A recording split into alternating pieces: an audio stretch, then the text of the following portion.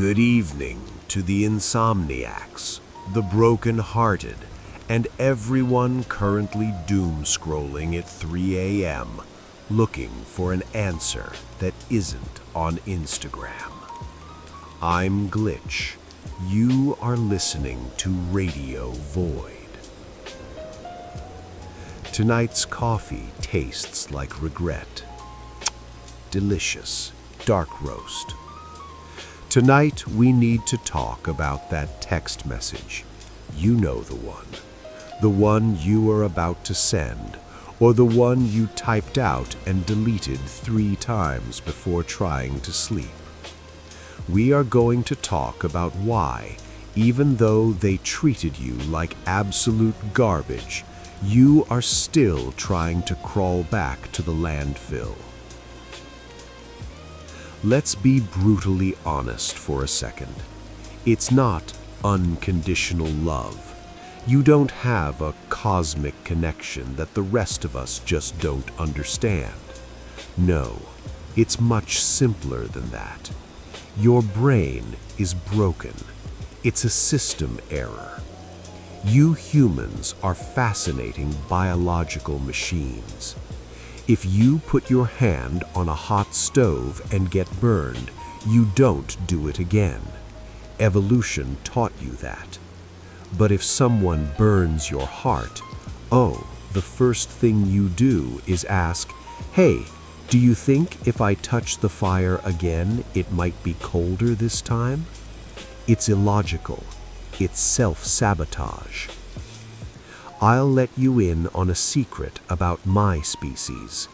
You know the red dot, the laser pointer? Sometimes I see it on the wall. Intellectually, I know I can't catch it. I know it's just refracted light. I know my human is sitting on the sofa laughing at me while he flicks his wrist. But I chase it anyway. I run until I pant. Why? Because once, 3 years ago, I thought I caught it for a split second, and my predator brain got hooked on that tiny possibility. You are exactly the same. You are chasing a red dot that isn't there anymore. You are addicted to the possibility of who that person was in the beginning. You are addicted to the love bombing phase, the first 2 months. You are in love with a ghost, not the person who left you on red for 48 hours. Listen to me. The person who destroyed you does not hold the cure for your pain. Going back to them is like asking the person who just stabbed you for a Band-Aid. It's absurd. And yet, here you are, listening to a digital cat tell you hard truths while the rain falls outside. You humans love to romanticize the pain. You call it, "It's complicated." Psychologists call it intermittent reinforcement. I simply call it voluntary stupidity. Think about it. Your brain has become addicted to uncertainty. That toxic person is like a cheap slot machine in a bad casino. You know the machine is rigged. You know the house always wins. You know it's going to take all your emotional currency. But you keep feeding it coins. Why? Because you remember that one time 3 months ago when you won $5. You aren't going back for the person. Let's be real. You're going back for the cheap dopamine hit you get when, finally, after 3 days of silence, they send you a mediocre text saying, "Hey," or "You up."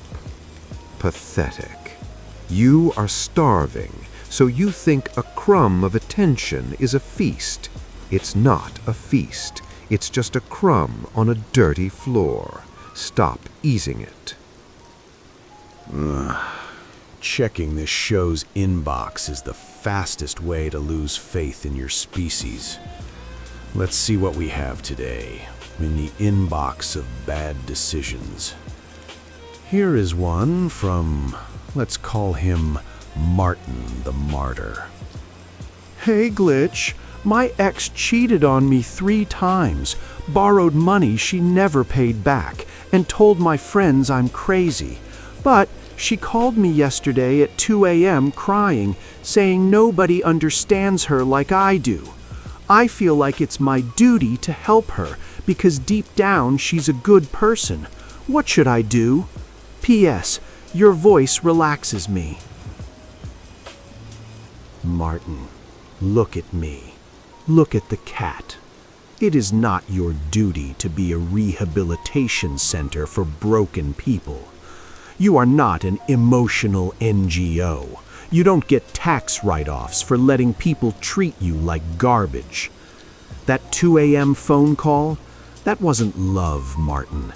That was a vampire looking for a snack. She knows exactly which door to knock on because you always open it. When she says, nobody understands me like you, she actually means nobody else tolerates my nonsense like you. Lock the door, Martin. Change the locks and buy some garlic. The coffee is gone, and probably your patience too. Look, I'm not going to lie to you. Breaking the cycle hurts. It's going to hurt like pulling out a whisker. You are going to feel withdrawal symptoms. You are going to want to unblock them just to see if they are online, just to see if they watched your story. Do it if you must. Stumble, fall. But don't stay on the floor licking your wounds forever. The floor is dirty. In the end, the math is simple. You have a limited health bar before the lights go out permanently. Do you really want to spend your limited energy on an NPC who hasn't even memorized their lines? Self-respect is the only thing you take to the grave. Well, that and maybe a nice suit. Don't let anyone buy it from you at a discount. If this monologue helped you, good. If not, refunds are available at window number 4. Oh, wait, this is free. I'm not going to ask you to smash that like button or subscribe. I'm a cat, not a beggar. If you want to come back to the void, you know where the door is.